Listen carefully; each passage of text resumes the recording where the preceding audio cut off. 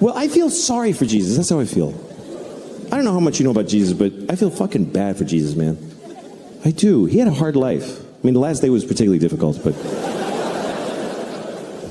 if you look at pictures of him, he had to wear that thong, that fucking just dish rag yanked up his balls.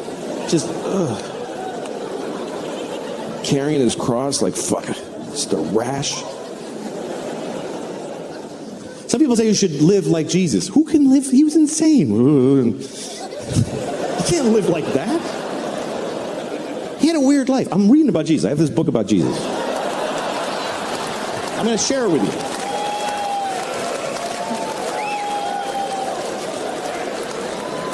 Okay. This is a book about Jesus. Actually, only this much is about Jesus. Only that, just that part. The rest of it is just the Jews going like, and then we walked for 50 years in the desert, and we only had a little bit of oil. It was difficult. It's fucking verbose. Look at that, just Jews. It just goes on and on. And then Jacob bought a goat, and Abraham lived to be 800. Yeah, I bet he fucking did, too.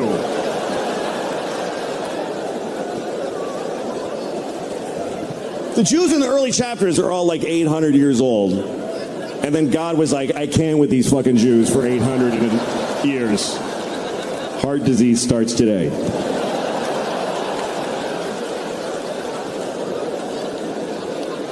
So that's them. And that's Jesus. All this little part is Jesus.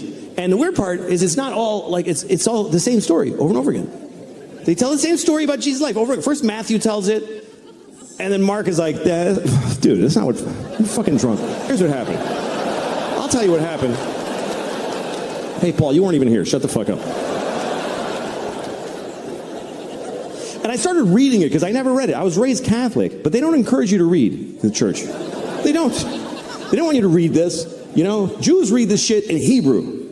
And Baptists sit down, they read together. But the Catholics, they want you to come in the building. They want you to come in, and they tell you. And you're like, can I read it? They're like, yeah, I'll tell you what happened. You know, sorry, put the book down. But it's interesting because when you read the stories, you know, you think of them as lofty, kind of like, but some of them are just basic life in the Jesus life. Okay, here's one. This is when he turned water into wine. This is his first miracle. This is John chapter 2, okay? Okay, and on the third day, there was a wedding in Cana of Galilee. And the mother of Jesus was there. And both Jesus was called and his disciples to the wedding. And when they wanted wine, the mother of Jesus saith unto him, they have no wine here.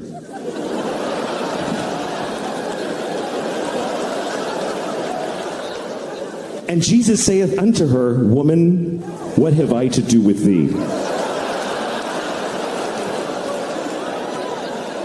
Just life. Mary was a fucking alcoholic. He took her to a wedding. There's no fucking wine, Jesus. What am I supposed to do here without wine? And he's like, Mom! Don't!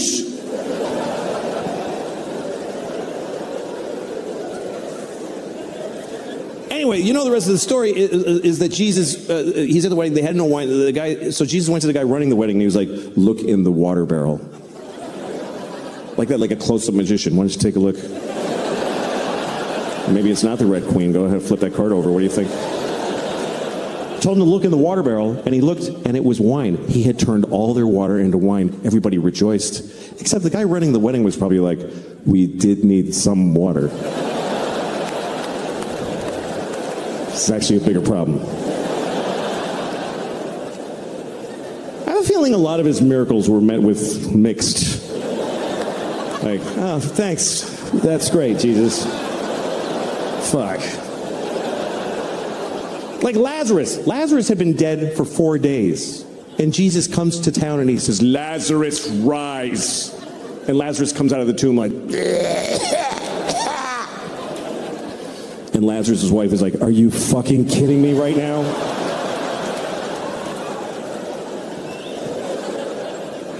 But so here's a story, though, I want to read to you. This story, I've never seen it in a Jesus movie. This story is not in any movies about Jesus. And it's not, I never, until I sat and read this, I never heard this story. Because it's weird. This is the story of Jesus cursing a fig tree. Does anybody by applause know of this story? Okay, that's just enough to make it clear. This is true. I mean, nothing's true in here. But I'm just kidding. I don't fucking know. What do I know? I wasn't there. I'm just trying to make it clear that I didn't make it up. They did. But anyway, all right, I don't know. Okay, here's the story. This is Mark chapter 11. It's when Mark went broke.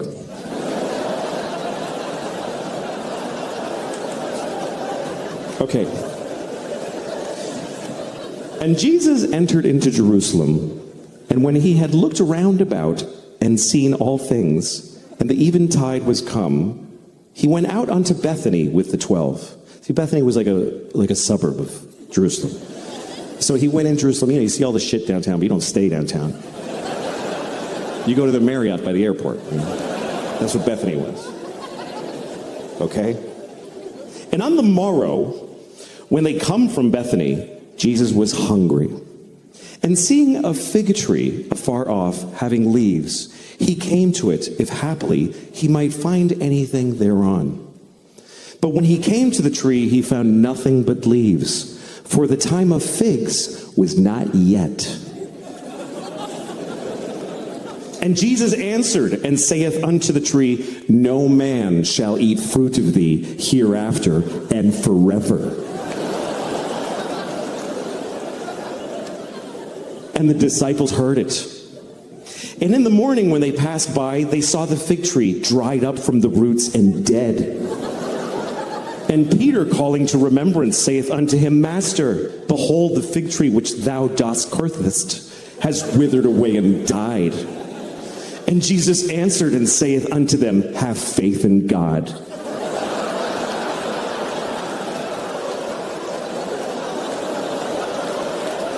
What the fuck kind of a Jesus story is that?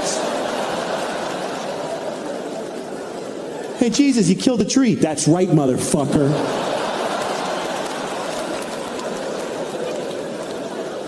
What's the fucking point to this story? What is the moral?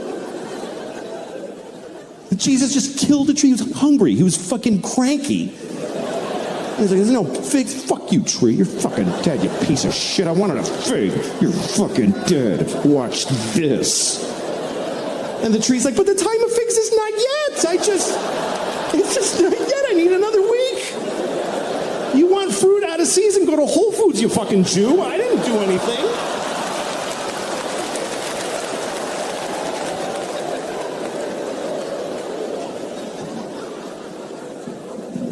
You can't act like that, man. You can't act like that. You walk around acting like that, folks will nail you to a cross. That's what they'll do. They will. You gotta fucking cool it, Jesus. He got a little, that's really what happened. Got a little shitty. A little big, He went to Jerusalem. It's a big town for a boy from Galilee. And he didn't just walk into Jerusalem. He walked in, and his friends were like, King of the Jews, y'all! King of the motherfucking Jews! The Jews didn't like that. The Jews were like, not my president, whatever,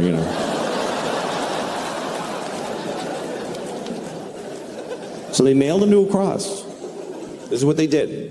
And the weirdest thing to me about Catholicism and all Christianity is this image. This image is the image of the biggest, most powerful religion, the cleanest religion. And it's a fucking dead guy with nails, just his blood. And it's in every polite room in the world. Every nice, quiet place, there's a fucking Jesus. And the president and his wife, and they wear pearls, and then we always go to look at the fucking, it's just weird. Because it promotes nicely ideas like honor thy mother and thy father. Because it's just macabre. But I love it. I love the image. I love it. I was raised Catholic my whole life. I love this image. I stare at it. Every time I go by a church, if it's open, I go in because I want to see their Jesus. They all have a different Jesus. They're a little different. Some of them he's really suffering. And some of them he's just like, oh, well. I really got myself in a noodle this time, boy. Sometimes it's just a cross. Like, oh, fuck, where'd he go? Jesus got away.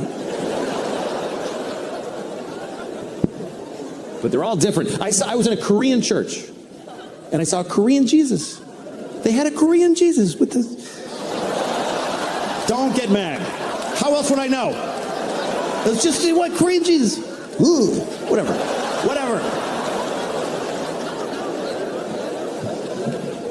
Jesus looks different. Mostly Jesus has blonde hair and blue eyes, which we know he didn't have, but that's who won everything, so they get to draw him.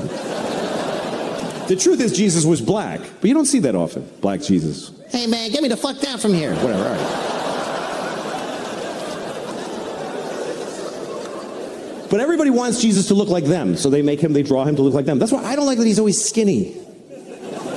Jesus is always rail, just fucking, I've been doing Pilates for months getting ready for this.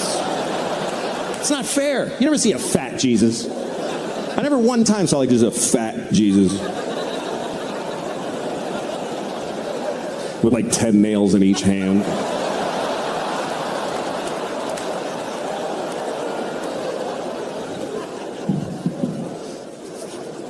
He might have been fat. We don't know. I'll tell you what Jesus was not, is Korean.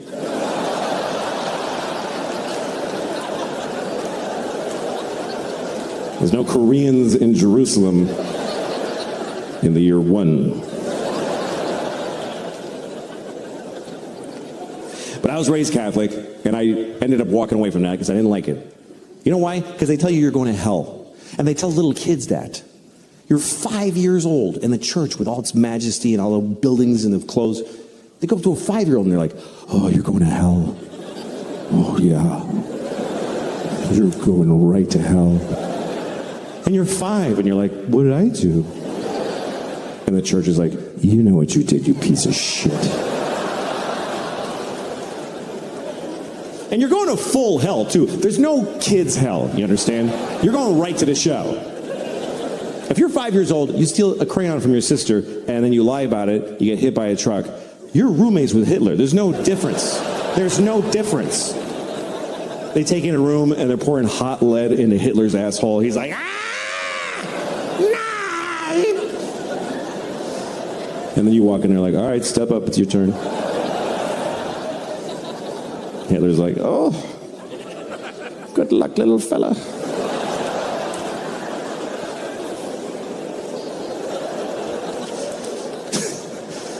Poor Hitler, man. I mean, at this point, he's been down there for 75 years. He's probably nice now. Hitler's probably nice to newcomers in hell. You know, hi, yeah. Yeah, it's pretty bad, yeah. What's that? Oh, yeah, okay.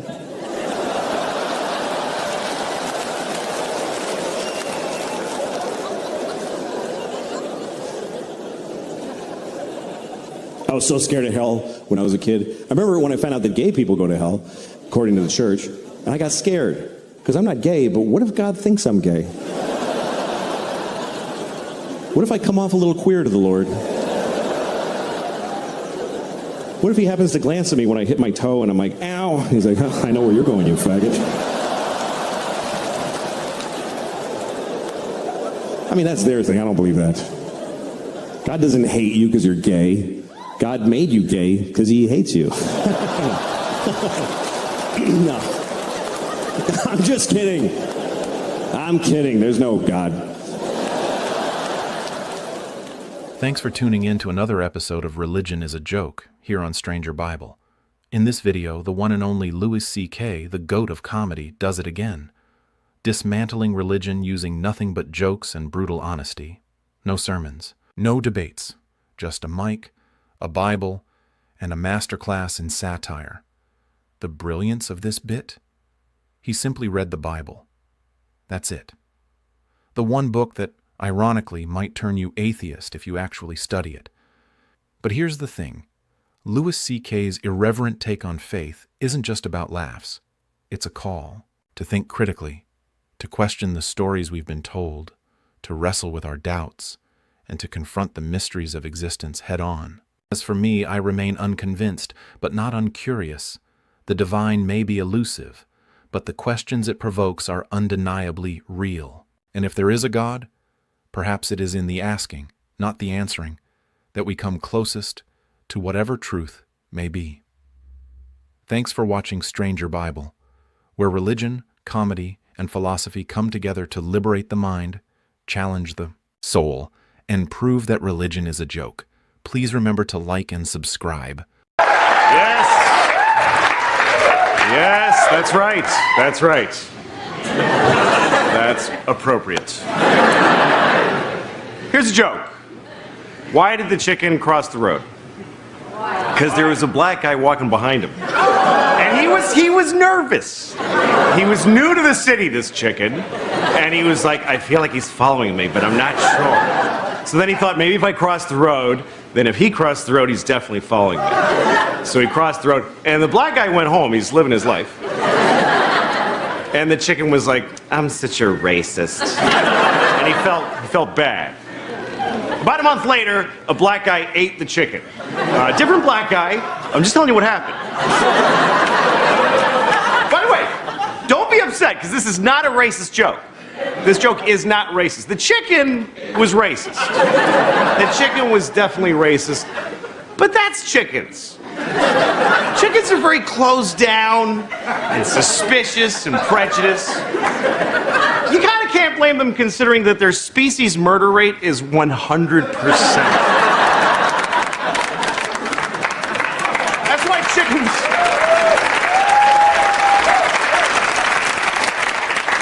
That's why chickens are like...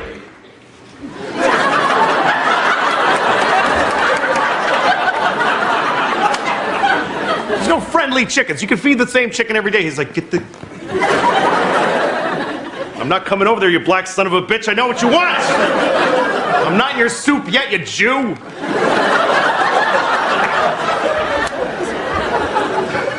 I like animals. I like thinking about animals. I like wondering what animals are thinking. Nobody knows what any animal thinks. You can ask an animal any question and the conversation is over. I wonder if giraffes, are giraffes up there going, whoa! It's too high! Hey, horse! Horse! What, man? Look at this, it's crazy! Yeah, you're a giraffe. Yeah, but look at my neck!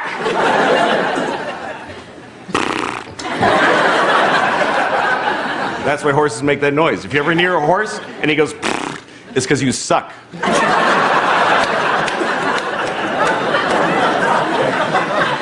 Does a moose look different when it's surprised? You ever see a moose? They always have this... I saw a moose once in person, or in moose. And maybe I was projecting, because I was like, oh my God, it's a moose! And he looked like he was going, oh my God, I'm a moose! Every moose looks like a dude who just got turned into a moose right before you looked at him.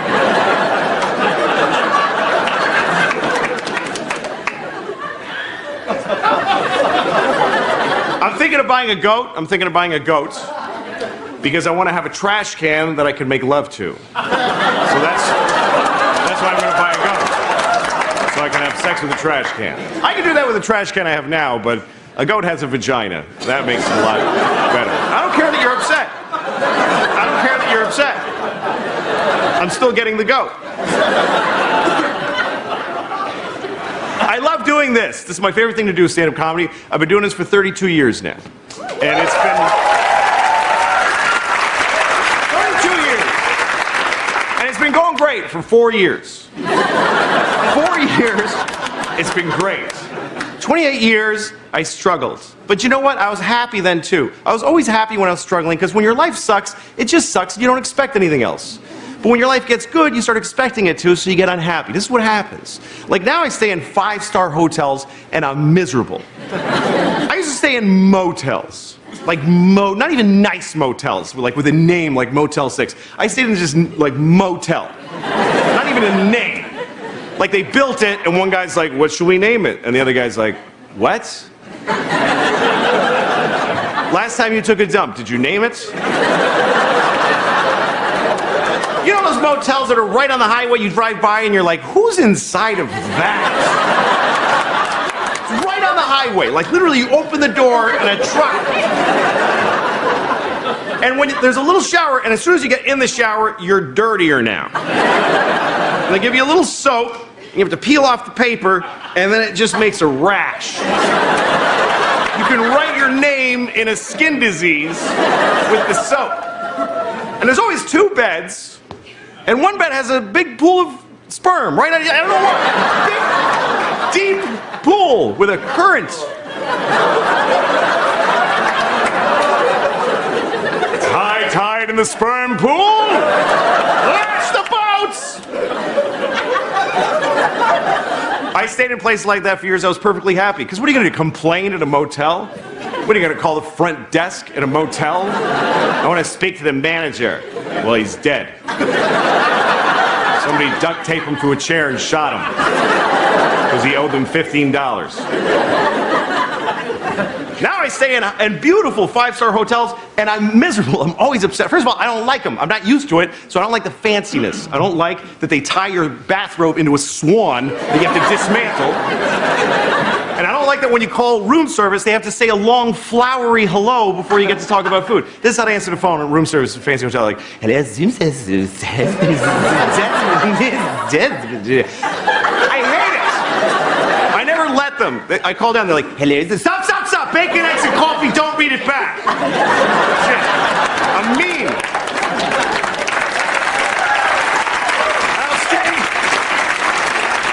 Also, if you stay in fancy hotels, you get used to it, so you start getting upset when things aren't perfect. Like one time, my laundry wasn't there. I had laundry, I was waiting for it, so I called housekeeping. Now, they don't answer the phone all fancy at housekeeping. This is how she answered the phone. She goes, hello? And I actually said this to her. I said, do you want to try that again? Yes, I'm letting you know about me. That's what I said. Did I reach you on your personal phone today? So she says, what do you need, sir? And I said, well, I don't have my laundry. And I gave it to you. She said, you didn't give it to me. I was like, oh my God, I'm so excited. Because I get to be really mad. I said, I gave it to your department and I was promised. Like it's in the Constitution that you get your laundry. I was promised I'd have it in 24 hours and it's been longer. She said, what do you want me to do about it? So I got really mad. I said, listen, ma'am, first of all, you can hear in my voice that I'm white. By the way, I'll defend that right now. I will defend that. Because look, it's wrong that white people get preferential treatment. It's wrong. But as long as they do, what's going on in this hotel? I'm supposed to get the best because I'm white, which is awful and wrong. But where is it right now? So she got sick of me, and she says, do you want to speak to a manager? I said, yes. So the manager comes on. Hello, manager speaking. I said, I'm very upset. He was like, oh. I'm so white. Sorry, white sir. What white happened today? I said, I don't have my laundry. He was like, oh. Ah! He said, I will conduct an investigation. I was like, yes! That's a very white thing to do. I want a white investigation of my laundry. So he said, I'll call you back in 5 minutes or less. So I'm waiting in my room like, and the manager calls me back and he says, sir, I looked into the matter and I do need to ask you one question. Are you certain that you gave us laundry? And as soon as he said it, I was like, I did not give you.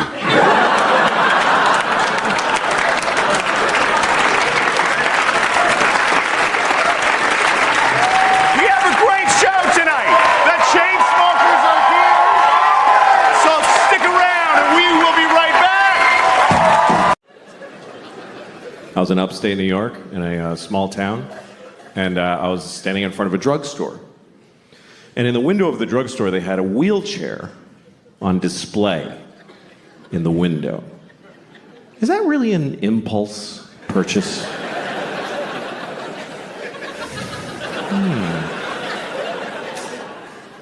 I should get a wheelchair. That would really help with my paralysis. Then I wouldn't have to drag myself everywhere I go, like I've been doing for 10 years since my legs were blown off at the marathon.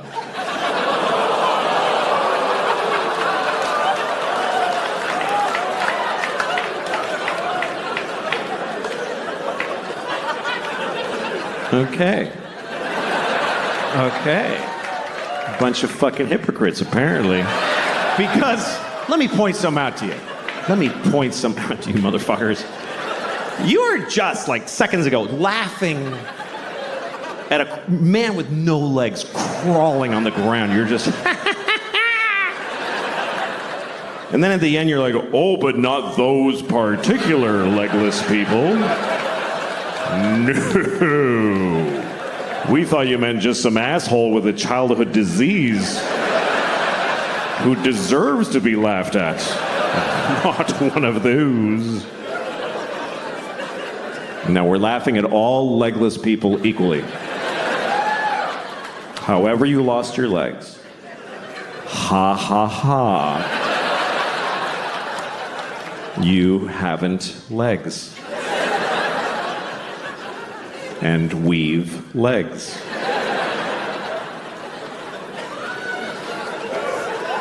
I have legs. I have 2 legs. 2 fucking legs. That's the maximum amount. I fucking love having 2 legs.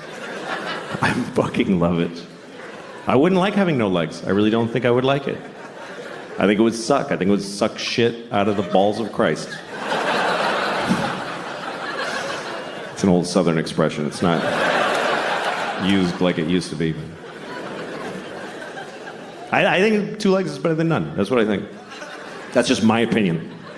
It's not popular. You're not supposed to say that because you're supposed to always be very positive about disabled people. But I think that puts pressure on them to be positive. What if they don't want to be? Because the only story we want to hear is about the amazing disabled people. He's amazing. He lost his legs and then he won the leg-having contest. What about disabled people who aren't amazing? Who are just ordinary with a sweatshirt and some potato chips, and he's going, fuck, I wish I had legs. No, this is better. This is better with no legs. Why is it better? Because you can do anything now. I can do 4 things. Fuck off.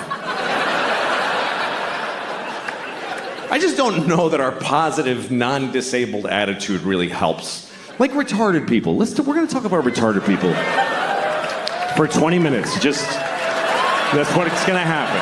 We're going to discuss retarded people for 20 minutes. It's not okay to never speak of them. No, we're going to talk about them. First of all, I want to talk about the word retarded, okay? Because the word retarded, it's a bad word, and people do not like the word retarded. They find it very offensive. Now, I'm a little confused by this, because it wasn't always a bad word. And I grew up in the 70s, and it wasn't bad back then. And most bad words were always bad. You know, cunt never had a day in the sun. There was never a time where the Santa Claus at the mall was like, come here, you little cunt, tell me what you want for Christmas. And then in the 90s, we're like, let's lay off a cunt a little bit there, gang. No, we used the word retarded in the 70s. We used it to identify people who were retarded.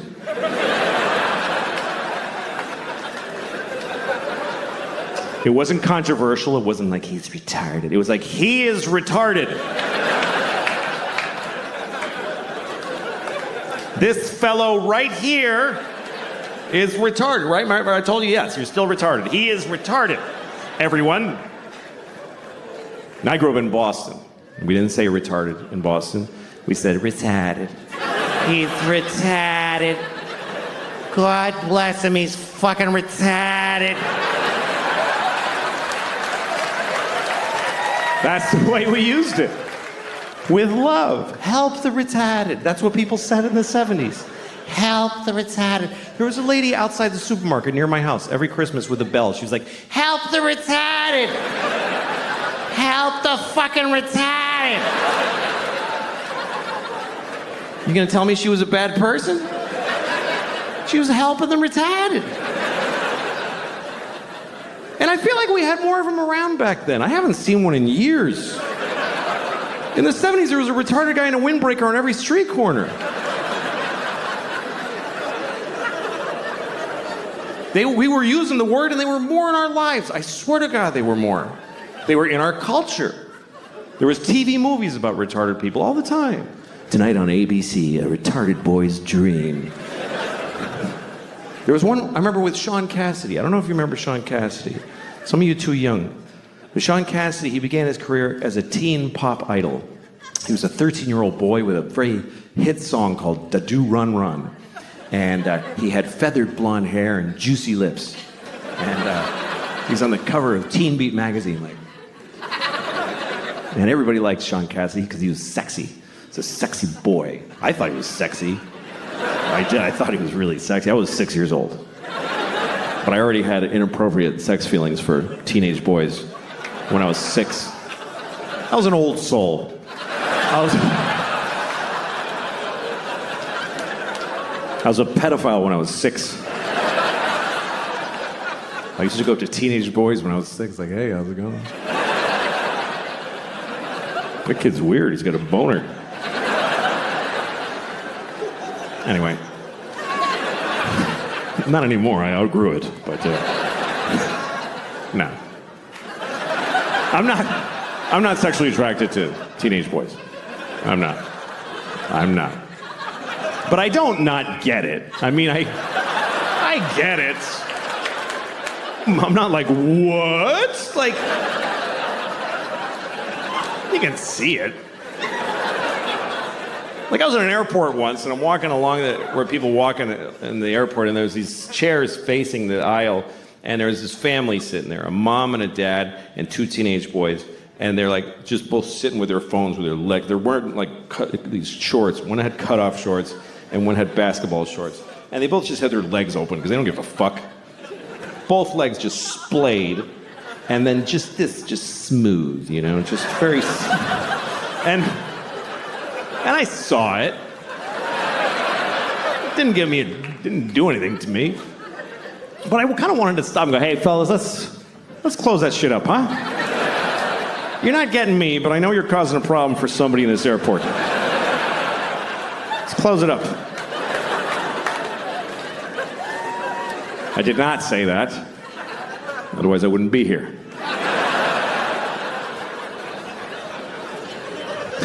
Anyway, let's return to the comfortable subject of retarded people, shall we? So Sean Cassidy. Sean Cassidy was a teen singer who then grew up. He was about 18. Now he was, old and gross. Nobody wanted to fuck him. So he started to act. And he had a movie on TV called Normal People, where he played a retarded man who wants to live a normal life. It was very inspiring, actually. And at one point, he didn't do like a big retarded character. He wore thick glasses. He talked like Elmer Fudd. That was the whole thing. So he goes up to the guy who runs the group home he lives in, and he says, I want to get a job. And the guys who runs it is like, Republican conservative. So he's like, you can't get a job. You're retarded,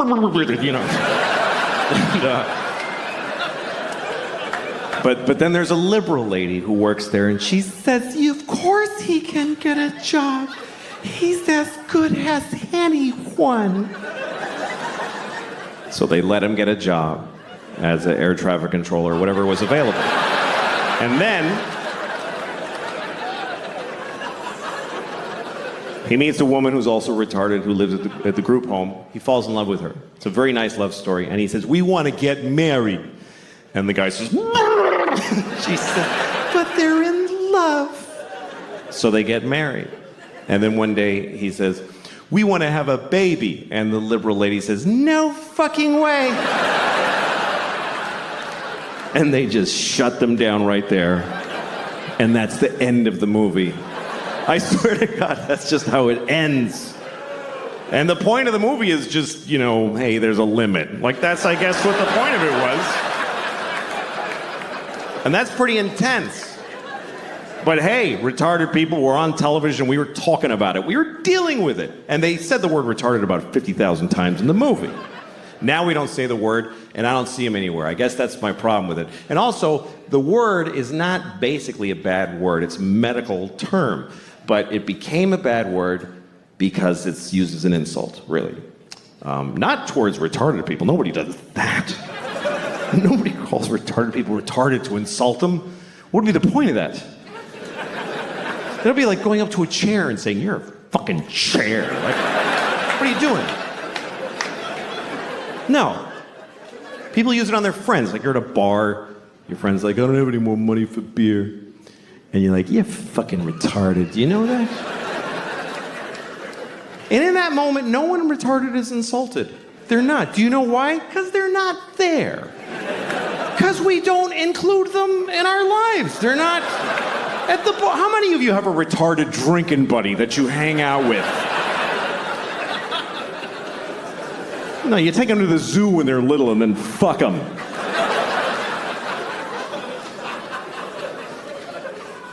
This is what I find confusing about this thing, is that we told many generations of people that they were retarded. We told them that that's what they are, and they lived with it, and they dealt with it. And then we just decided it's a bad word. So did we tell them this?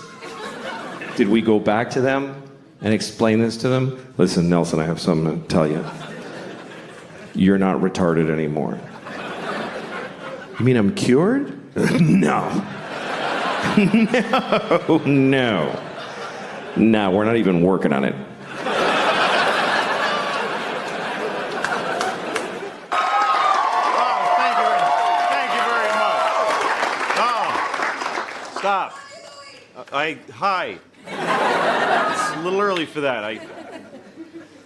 Well, thank you very much for being here. This is the 40th year of this show's existence, and this is the finale, so I'm very honored, honestly, to be asked to host it. So thanks, and I'm glad you guys are here. Yeah, it's fine. Anyway,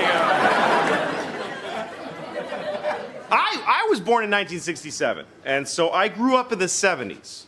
So I'm not racist. However, I do have mild racism. It's the best I could do coming out of the 70s, because that was a very racist decade. People said racist things all the time, and nobody got offended. The only time somebody got offended if you said something racist in the 70s is when they would then say, like, "Hey, you interrupted me. I was saying something racist. Why did you?" So I have mild racism. It's benign. It's not aggressive. It's not even negative racism. It's mild racism. I'll give you an example. Okay, like if I go to a pizza place I've never been to before, and it's run by 4 black women, I'll go like, See, it's very mild. It's extremely mild racism. I'll notice that. Yeah. You don't usually see that, 4 black women running a pizza place. Unless it's called 4 Black Girls Pizza or something like that. Like, that's the whole point of the place. It's mild. Here's another example of mild racism. If I say I'm in a hospital and the doctor comes in to treat me and the doctor's from China or India, I'll think, well, good. Good, more of that. Why not? It's very mild racism. Here's another example. If I'm in a gas station late at night and a young man comes in wearing a hooded sweatshirt, if he's white, I'll think, oh, he's an athlete. If he's black, unless he has a big smile on his face, then I become mildly racist, and this is what I think. I think, that's fine. Everything's fine. Nothing's gonna happen. No, of course I'm fine. Why did I even think that for a second? This is because I was raised in the 70s. The 70s were a very different time. The 70s, everything was different in the 70s than it is now. Except the Middle East is exactly the same.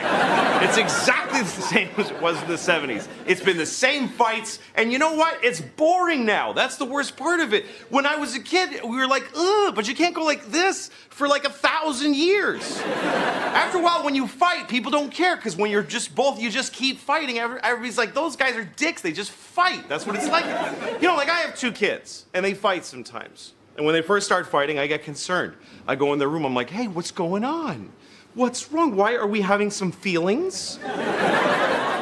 Can we listen to each other, please? Can we please just listen to each other? Okay, you go first. And then she's like,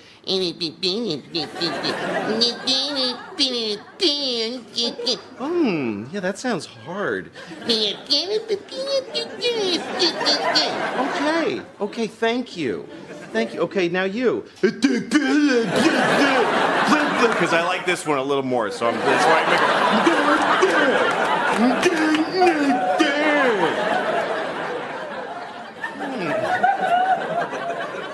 And they work it out. You help them work it out. But if they keep fighting, you stop doing that. After a while, you just go in the room and you just go, hey, just shut up. Both of you, you're both wrong. Because he won't stop fighting. You're in a family. There's other people in this family, and you're being a couple of selfish little bitches that won't fix anything. You share a room. We can't afford another room, so just deal with it. Somehow this has to do with Israel and Palestine. I don't know exactly. I don't remember how. It is because my kids are like Israel and Palestine. And I'm like America. The little one's like Palestine because she always gets screwed. She gets the worst deals. She's like, she threw a rock at my face. I'm like, you're fine. Look, you have a great life. You get to take a rock to the face once in a while. You're fine. The older one is like Israel. She comes up to me. She burnt all my dolls. I'm like, look, I can't do anything about it right now. Your sister is crazy. Please don't make me talk to her. I'll work it out, you and me, okay? We'll go out. I'll buy you a really cool missile, and you do whatever you do with it. It's totally up to you. The 70s were very different. In the 70s, there was a child molester that lived in my hometown. And it wasn't a big deal. It wasn't like, we caught a child molester. It was just like, yeah, that's the house where the child molester lives. He lives where, hey, kids, don't be stupid or you'll get molested. Just stay away from the child molester house. I know because he did something to me when I was your age. So just stay away from the child molester house. We really did. We had a town child molester. His name was Jean Baptiste. It's a true story. And he liked teenage boys. That's when you would find out, because I was a teenage boy. He didn't like me. I felt a little bad. Like, no, not you. It wasn't into me. But he would drive up next to teenage boys and he'd say, hello, would you like to go to McDonald's? And you're like, no. And he's like, why you don't like McDonald's? And then you're trapped, because of course everybody liked McDonald's. It was the 70s. And then I had one friend who used to get in the car. He'd be like, sure, I'll go. And he'd get in the car. He'd go to McDonald's and eat a burger. And then he'd say, see ya. And he'd just take off. And Jean-Baptiste was like, oh, I did not get to have sex with that child. And he spoiled again. But he'd always try. Maybe this time. Because child molesters are very tenacious people. They love molesting childs. It's crazy. It's like their favorite thing. I mean, it's so crazy because when you consider the risk in being a child molester, speaking not of even the damage you're doing, but the risk, there is no worse life available to a human than being a caught child molester. And yet they still do it, which you can only really surmise that it must be really good. I mean, from their point of view, not ours, but from their point of view, it must be amazing for them to risk so much.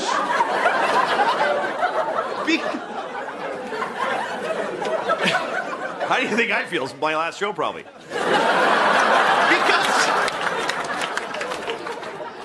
Look, I can't key into it because I love Mounds bars. I love Mounds bars. It's my favorite thing, right? But there's a limit. I mean, I can't even eat a Mounds bar and do something else at the same time. That's how much I love them. Like, if I'm eating a Mounds bar, I can't read the paper like, I have to just sit there with it in my mouth and go, why is this so good? I love this so much. And because they are delicious. And yet, if somebody said to me, if you eat another Mounds bar, you'll go to jail and everybody will hate you, I would stop eating them. Because they do taste delicious, but they don't taste as good as a young boy does and shouldn't. To a child molester, not to me. Not to us, because we're all awesome. All right, we did it. We got through it. We got a great show tonight. know. I was thinking about my life today. I was thinking about like when I grew up, and I was raised in an orphanage about a block from my parents' house. And it's a joke. My father is Mexican, and my yes, 6 of you here. My father's Mexican. My mother is dead, so I'm half dead on my mom's side, and I'm half Mexican. A lot of people don't believe I'm Mexican. When I tell them I'm Mexican, they say stupid things. They say things like, "How can you look like that?" What do you mean, how? Like I'm trying to like look, I'm not Mexican. No, I'm not Mexican at all. Then I get home like, "Oh, señor."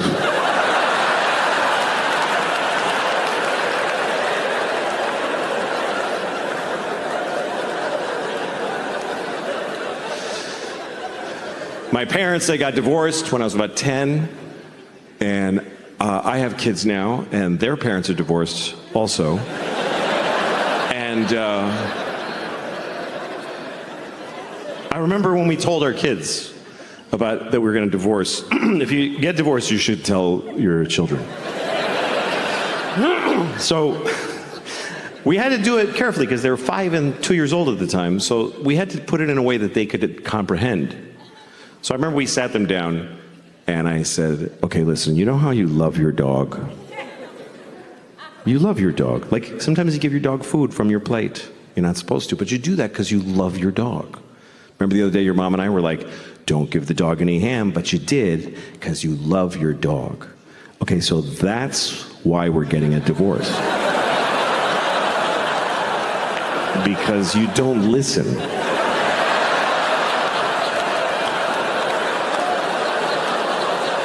And we just can't take it anymore. It's just too hard to not be listened to.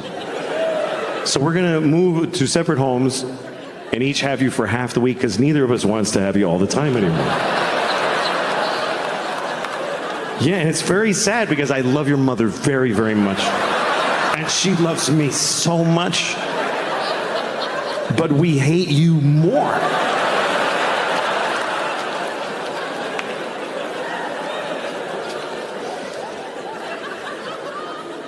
That's how we handled it. You do your best, you know? That's all you can do with your kids, just do your best.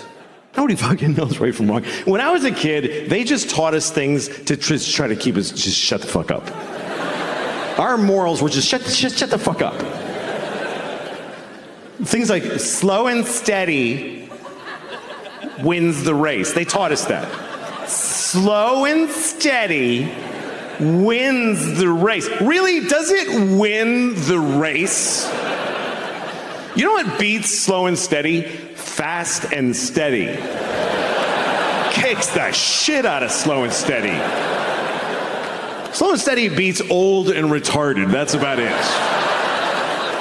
Stop telling that to kids. A lot of what they teach kids is just to make them polite people, you know? Like they teach them that there's words you shouldn't use. There's bad words. Don't use the bad words. I can't teach my kids that because I do this for a living. But I didn't want my kids to be, you know, assholes.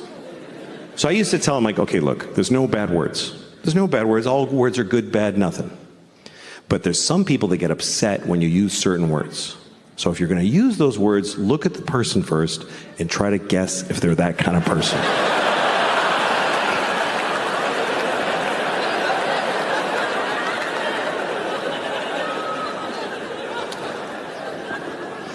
Sometimes you can offend somebody when you weren't even trying to.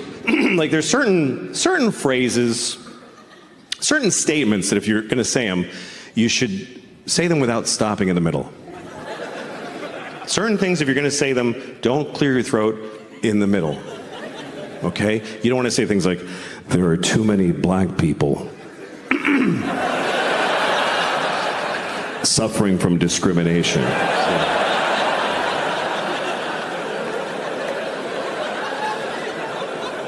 We need to stop the Jews from feeling excluded.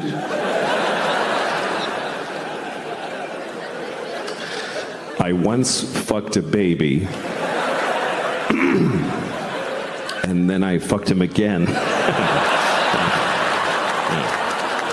So you want to get through that one. Otherwise, people get the wrong idea. They'll think you only fucked that baby once.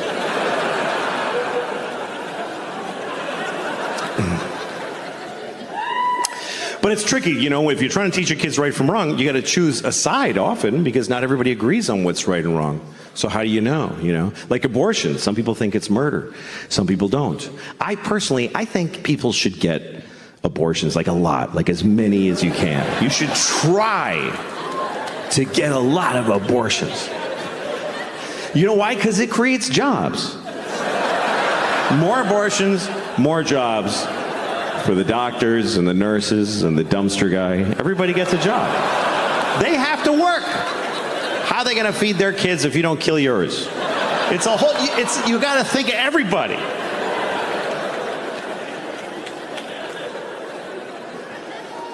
Abortion is a big topic, of course, because Roe v. Wade was overturned. Roe versus Wade. Of course, we all know what this is. This was a court case. Roe was a woman who wanted an abortion. And Wade was the baby, I guess. I don't know. I don't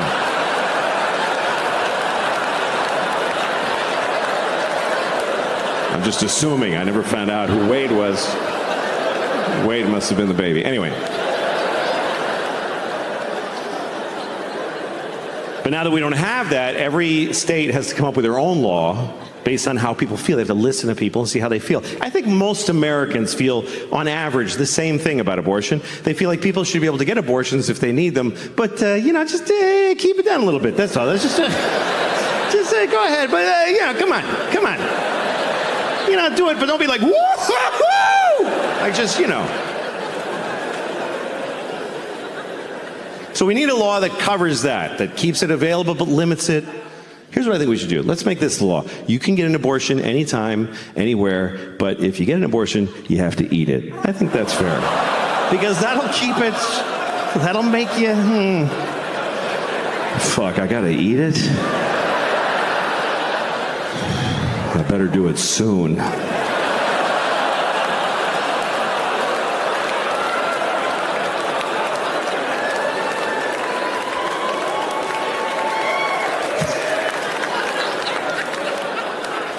Just trying to make everybody happy, Some Catholics believe that contraception is murder. They think if you wear a condom, if you stop a sperm from getting to an egg, you killed a possible baby. By that logic, I could say that any woman that won't fuck me is a murderer. Let me tell you, there's a bunch of murdering bitches out there. But murder is a weird law structure also. That is not a sentence, didn't make any sense. But murder should be simple because it's a binary crime. You kill somebody or you don't. They're alive or they're dead. It's one or the other. But the laws around murder are a little murky. One person can kill somebody, get 100 years. Somebody else gets 20. Why? What's the difference? Here's what they base your sentence on with murder. They base it on how you felt when you murdered them. That's weirdly important. They say, okay, you shot him in the face. But what was up with you, man? Like, what was going on? Like, come on.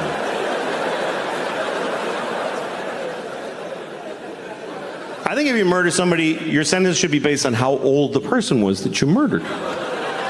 That should matter. How much of their life did you take away? Like, if you see a 3-year-old girl in the park and you just kick her to death,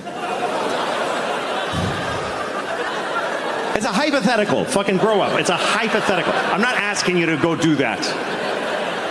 I'm just asking you to just really imagine just kicking a 3-year-old till she's dead.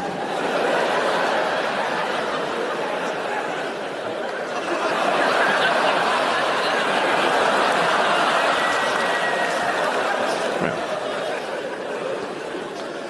If you kill a 3-year-old, you should do a lot of time. You should do a lot of time, unless she's got like diabetes. You got to work it all in. But what if he kills somebody who's like 98. He's 98, and he's like in a hospice. He's not even good 98. He's in a hospice. You know what hospice is? It's like a hospital where they don't try to help you. And say there's a guy, he's like 98 in a hospice. He's got cancer and AIDS and COVID. And he's like, and they just unplugged him. And then right then you walk in.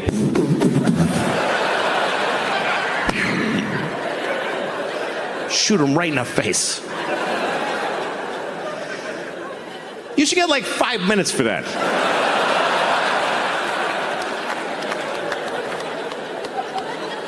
I don't know, man.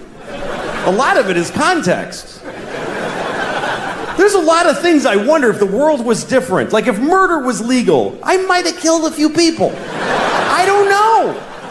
I'd love to think, oh, I would never do that. But we really need the law against murder. For one simple reason. The law against murder is the number one thing preventing murder. We'd like to think it's because like, oh, I would never do that. No, it's because it really sucks getting caught murdering. A lot. If murder was legal or just a misdemeanor, like you get a thing in the mail, ah, shit, they had a camera there. Oh, well.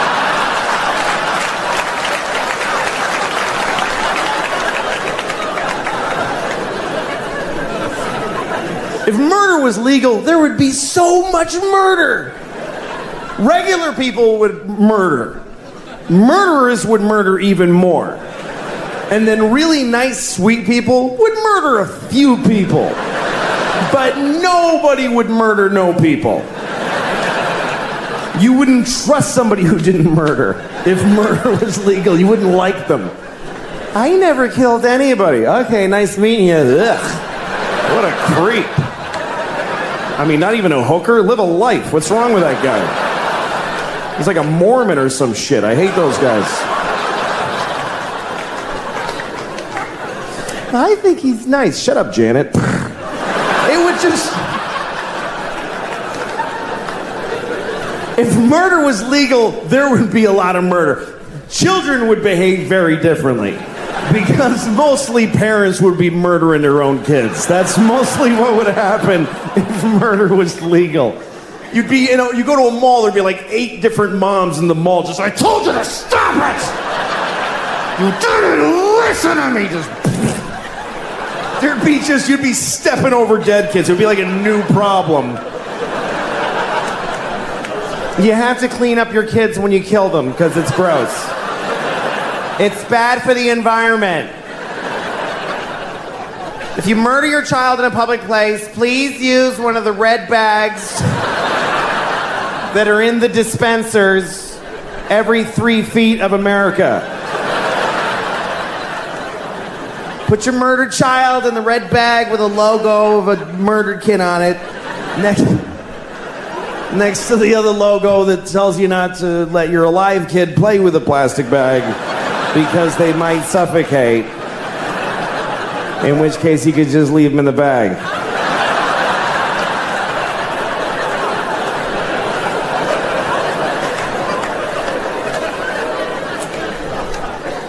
That is a whole bunch of horrible thoughts right in a row. Right in a row. That is a compressed area of bad thought. You know, you have your bad thoughts. Hopefully you do good things. Everybody has a competition in their brain of good thoughts and bad thoughts. Hopefully they win, the good thoughts win.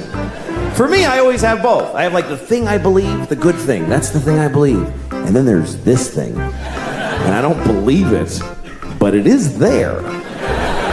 It's always this thing and then this thing. It's become a category in my brain that I call, of course, but maybe. I'll give you an example.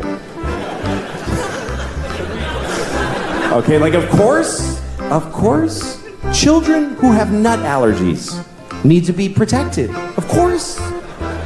We have to segregate their food from nuts. have their medication available at all times. And anybody who manufactures or serves food needs to be aware of deadly nut allergies. Of course. But maybe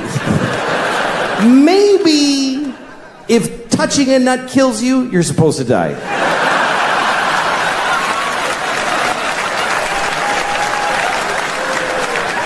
Of course not. Of course not. Of course not. Jesus. I have a nephew who has that. I'd be devastated if something happened to him. But maybe, if we all just do this for 1 year, we're done with nut allergies forever.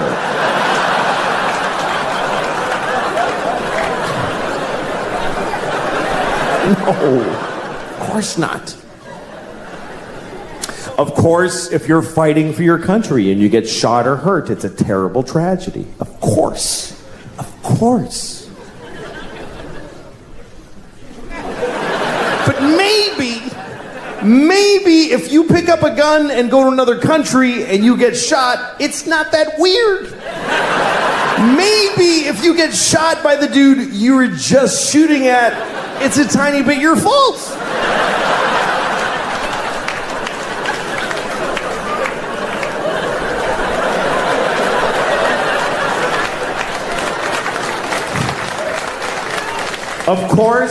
Of course, slavery is the worst thing that ever happened.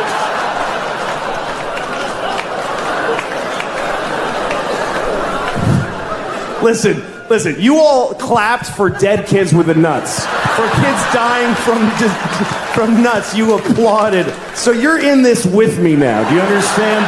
You don't get to cherry pick. Those kids did nothing to you.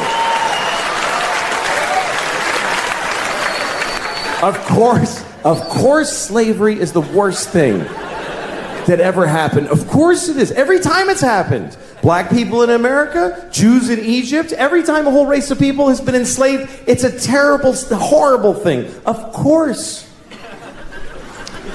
But maybe every incredible human achievement in history was done with slaves. Every single thing where you go, how did they build those pyramids? They just threw human death and suffering at them until they were finished.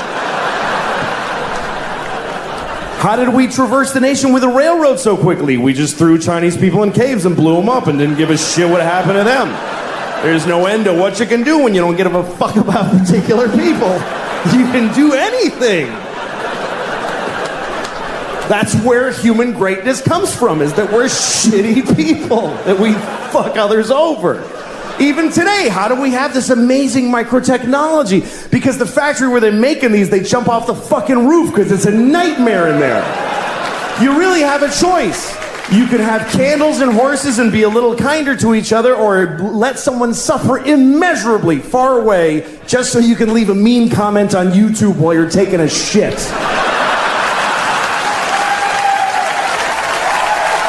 Thanks a lot, folks. You guys were great. Thank you very, very much. Thank you. And I've wasted a lot of time just being angry at people I don't know. You know, it's amazing how nasty we can get as people, depending on the situation. Like, most people are okay, as long as they're okay. But if you put people in certain contexts, they just change. Like, when I'm in my car, I have a different set of values. I am the worst person I can be when I'm behind the wheel, which is when I'm at my most dangerous. When you're driving, that's when you need to be the most compassionate and responsible of any other time in your life, because you are fucking driving a weapon amongst weapons. And yet it's the worst people get. And I am the worst. One time I was driving and there was a guy ahead of me, and he kind of, I don't know, he sort of drifted into my lane for a second, and this came out of my mouth. I said, worthless piece of shit.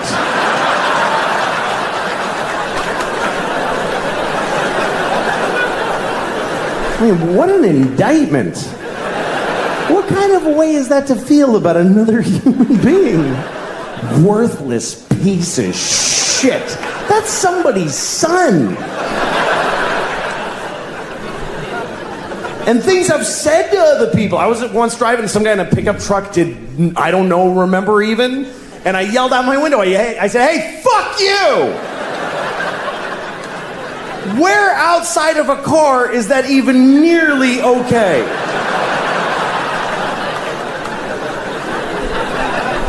If you were in an elevator and you were like right next to a person's body and whatever, like he leaned into you a little bit, would you ever turn right to their face and go, hey, fuck you?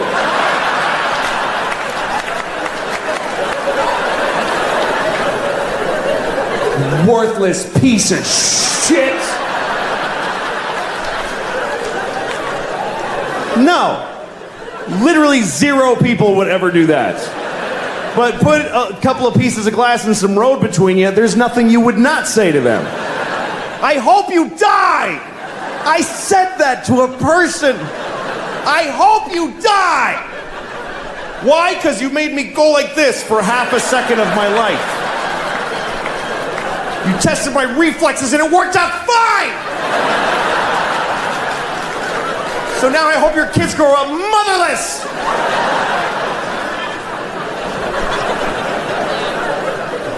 I mean, what am I capable of? I'd like to think that I'm a nice person. But I don't know. I like getting older, though. Life is an education, and if you're older, you're smarter. I just believe that. If you're in an argument with somebody and they're older than you should listen to them. It doesn't mean they're right. It means that even if they're wrong, their wrongness is rooted in more information than you have. They've been here longer. If you're older, you're smarter. How many people here by applause are 45 or older? 45 or older, applaud. Okay? That's about 60 people out of 2,400. Here's the interesting thing. There's way more. I can see you. There's so many more. This is Arizona. There are way more people in that demographic, but they didn't clap. Why? Because they're smart. They're sitting in the dark going, I don't have to clap. I don't have to do anything. They're not doing it. And they're right. You know why? Because never identify yourself. Never. Are you crazy? You don't know why I'm asking. How do you know? Okay, burn them all. Burn everybody over 45. How do you know I'm not going to do that?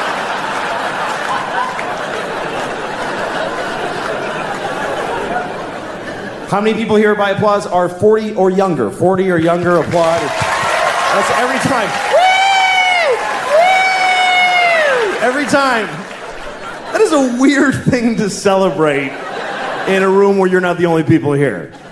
That's like going to a cancer ward. Not me. Woo! I don't have it. I don't have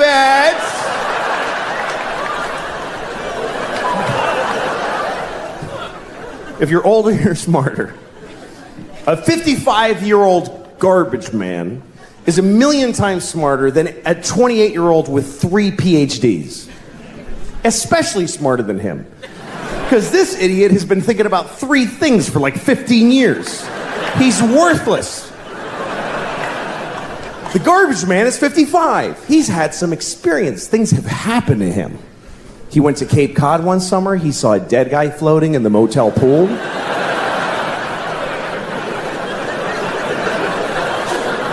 He took a bus to Montreal.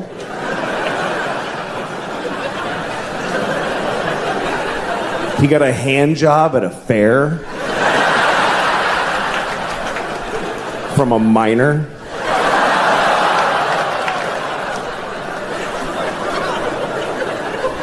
I mean a minor.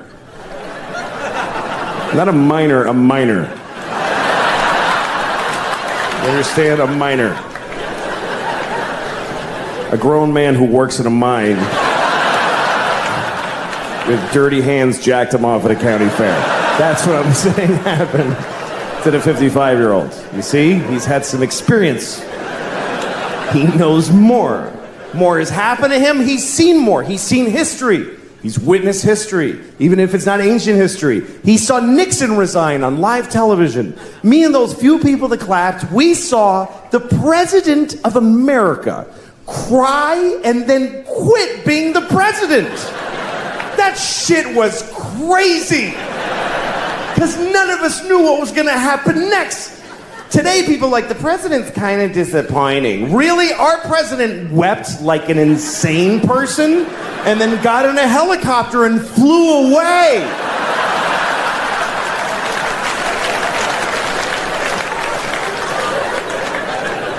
And the whole nation just watched him go.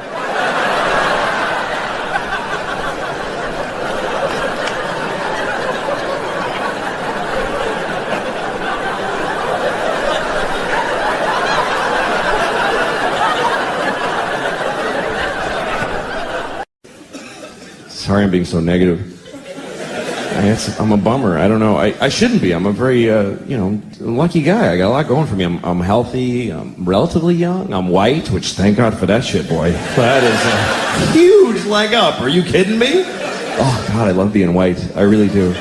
Seriously, if you're not white, you're missing out because this shit is thoroughly good. But let me be clear, by the way. I'm not saying that white people are better. I'm saying that being white is clearly better. Who could even argue? If it was an option, I would re-up every year. Oh, yeah, I'll take white again. Absolutely. I've been enjoying that. I'm going to stick with white. Thank you. Here's how great it is to be white. I could get in a time machine and go to any time, and it would be fucking awesome when I get there.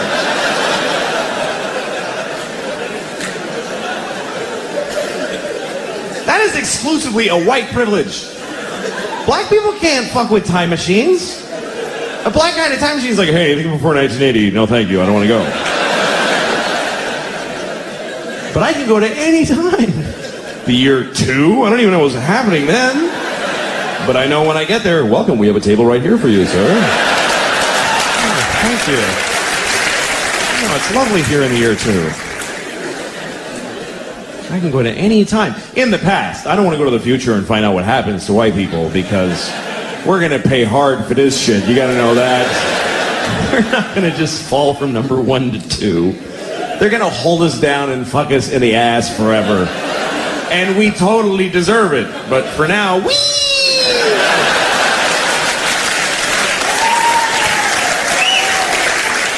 Now, if you're white and you don't admit that it's great, you're an asshole. It is great. And I'm a man. How many advantages could one person have? I'm a white man. You can't even hurt my feelings. What can you really call a white man that really digs deep? Hey, cracker. Oh, ruined my day. Boy, shouldn't have called me a cracker. Bringing me back to owning land and people. What a drag.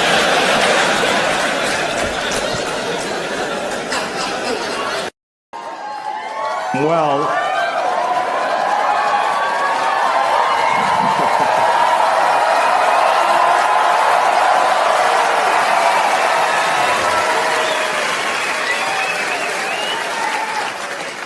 my favorite sex position.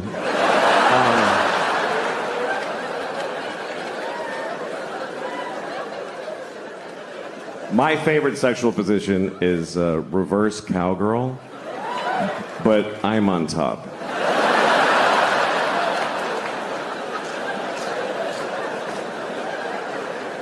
Are you picturing it? It's good. It's really good. Nobody gets pregnant. It's a lot of fun.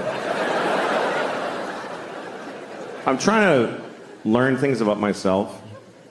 I got a scale for my bathroom. I'm not trying to lose weight, I'm just interested in the data. And I did learn something. I learned this because I weigh myself every night before I go to bed. And then I also weigh myself in the morning when I get up. And here's what I learned. I weigh 2 pounds less every morning than when I went to bed. And I found out why. It's because I shit in my bed every night. I do. It's like a full 2-pound dump in bed. And then I turn out the lights and I go to sleep. Because I don't want to sleep alone. Your needs change when you get older. At my age, a big pile of shit's as good as anybody.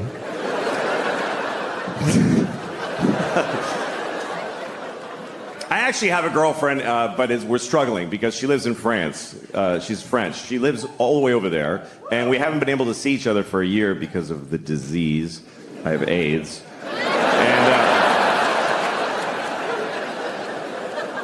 And she's great, though. She sends me presents all the time. That's how she keeps it going. She sends me gifts in the mail. I get something from her every week. Sometimes it's chocolate from France or a shirt she wishes I would wear instead of things like this. And sometimes she sends something to make fun of me because she's a little fucked up. So last time, she sent me a pair of little girl's panties. And yeah, I was like, that's not funny. Because these are in my house now. I can't get rid of them. It's like nuclear waste. Think about it. I can't throw them out because I can't have people find little girl's panties in my garbage with coffee grounds and butter on them.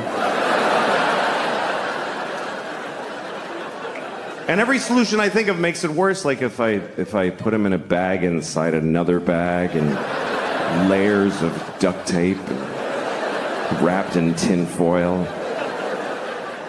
Or if I put them in a coffee can and I nail it shut and I bury it in the park in the middle of the night. Or if I cut them into tiny pieces and throw away one piece each week in a different town.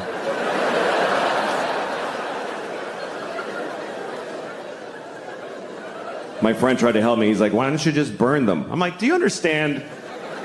Even if there's a 1 in a million chance I get caught burning little girls' panties.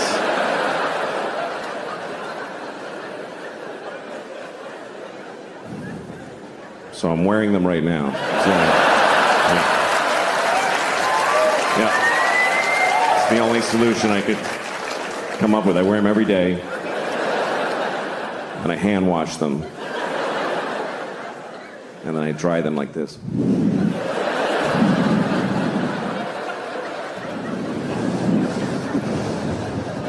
Just right on the little strawberries.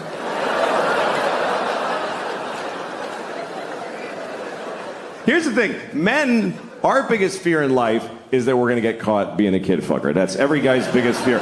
Even if you would never do it, every guy's like, that's what's gonna happen to me, I know it. It's like being afraid of sharks when you live in the desert. Like, I don't go to the ocean, but it's gonna happen. Because it's a fear not based in its likelihood, but in how horrible it would be if it happened. Because when they catch a pedophile, holy fuck. Holy shit.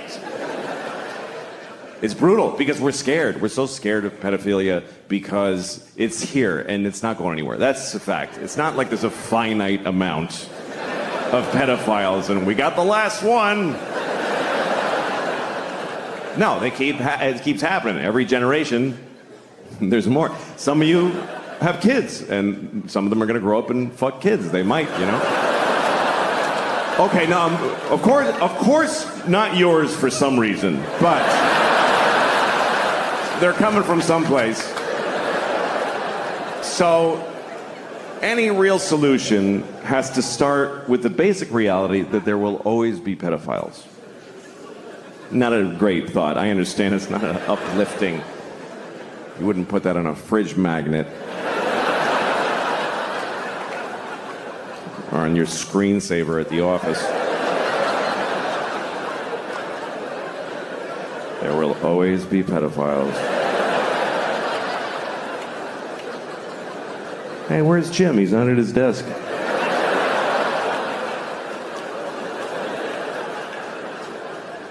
We do. We have to start with that reality because our solutions that we have so far don't really work. Here's our current solution to pedophilia. We wait till somebody fucks about 10,000 kids, and then we go, all right, you better cut that out. That's pretty much it.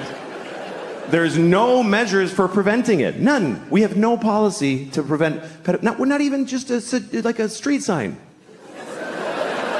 There's a street sign for everything. No hunting, no spitting, no skateboarding. I've never seen a don't fuck a child sign in the world. I've been all over the world. Not even just like a picture of a guy fucking a kid with a line through it. So that it transcends language barriers. I mean, try it. You won't get most of them with the sign. But even if 1 out of 50 of them is like, oh shit, I'm sorry, I didn't know it was an issue. That's money well spent.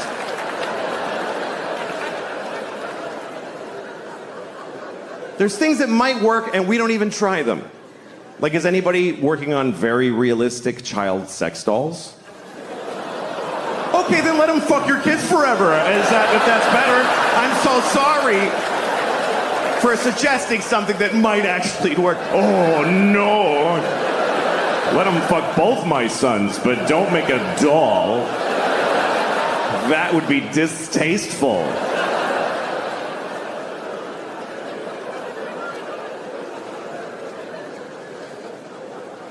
The thing is that I'm still talking about it. This problem, we lose things because we won't really face it, that are important to us, like the Boy Scouts. Boy Scouts, wonderful thing. Being sued out of existence because of all the kid fuckery that goes on. And I know it's upsetting because, look, here's the thing. The Boy Scouts is a wonderful thing for kids. They go to the woods. They work together. They learn skills. They get in touch with nature. What could it be better for a boy than that? But some of those guys want to fuck the kids. I don't think they do it a lot. It's not like there's just a shitload of kids being fucked in the Boy Scouts. I think it's mostly that they find out that the guy wants to. I don't actually know, though. I don't. Do you know why I don't know? Because I'm afraid to look it up. I'll go to prison for typing it into a Google. How do you solve a problem if you're afraid to fucking look it up? How many Boy Scouts get fucked on a... Oh, shit!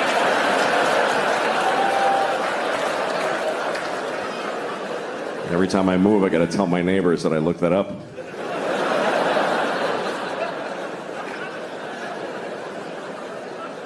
Here's what happens. Every few years, you find out there's some pedophile-type people in the Boy Scouts, and then they announce, we got them all.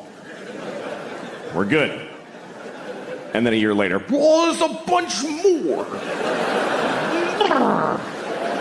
What's going on here? At some point, you got to wake up to the basic fact that maybe the people who are best suited to give your kids these wonderful experiences are folks that want to fuck them. Maybe that's why they're good at it. Maybe that's, if you want that, that's where you go. Maybe that's just the way that goes. Who else would want to take a bunch of kids to the fucking woods? Who wants to take your shit kid to the fucking woods? You don't want to take him. Who else would want to do that except people that are barely containing that they want to fuck every kid in the face? That's why they're good at it. That's what makes them good at it. I'm not saying that all Scoutmasters are pedophiles. I might be saying that the best ones are. I might be saying that. That sounds right. So I don't know. You have to lose the whole thing. Just tell your kids. Some of those guys want to fuck you. Just be careful. Have a good time. Take the contribution from where it comes. Michael Jackson, wonderful music. Blessed us with wonderful music. Did some other things too. What's worse? A pedophile who makes beautiful music or one that doesn't? This is the choices. No pedophiles is not on the menu.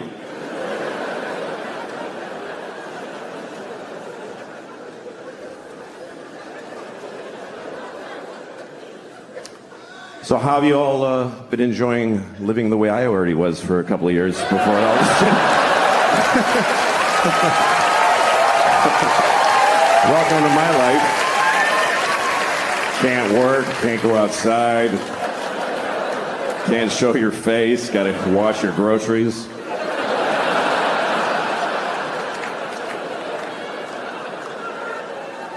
Because I got cum on the groceries. That's why in my mind, that's what it means. Maybe that's what you were thinking, but. I have a solution for the pandemic, by the way, for COVID. I have it. This is it. We test everybody, first of all. Now, every time we find somebody who has COVID, you kill them. That's it.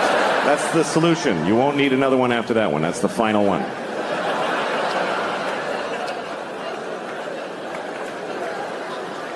It's been pretty amazing to be alive during this thing, during COVID, because you're not going to see this again. And wow, did we learn some shit. That's really the things that teach you in life are things you never would have chosen to do for yourself. I mean, think about your life as far as it's been where you had the choices, where you're like, I'm going to do this, I'm going to pursue this. It all goes to shit, every bit of it. And even when it goes right, you're like, why don't I like it? It's what I wanted, but why don't I like it? Because it's your choice, and your choices are based on fear and fucking just thin, stupid, shitty hopes. But when life just kicks you in the balls and you're like, oh, fuck, everything's different now, and it shows you shit you wouldn't have looked at otherwise. That's the great joy in it. And what I thought was really interesting about COVID, and still is that it's the first thing I've seen where everyone on Earth had the same problem. Every human being on Earth had the same problem. We never had that before. That's why we don't give a shit about each other. Because you read like, oh, there's floods in Houston. You're like, fucking water. What is it? What's your problem? Floods. What is that? Just walk like this. What, you can't handle some water? My basement floods. What the fuck? Who gives a shit? Like, he's on a canoe in the street. That looks like fun. Why is that an issue? There's fires in California. Blow it out. You fucking blow out a fire? Get the water from Houston and dump it on California. Fucking deal with it. But we all had the same problem. Every person from Zimbabwe to Tokyo to Newark to Honolulu, everybody was doing the same dumb shit. Every person had the same stupid fucking moment at the same, just trying to get the mask out of the well of your car door. I gotta go in Walgreens. Where's my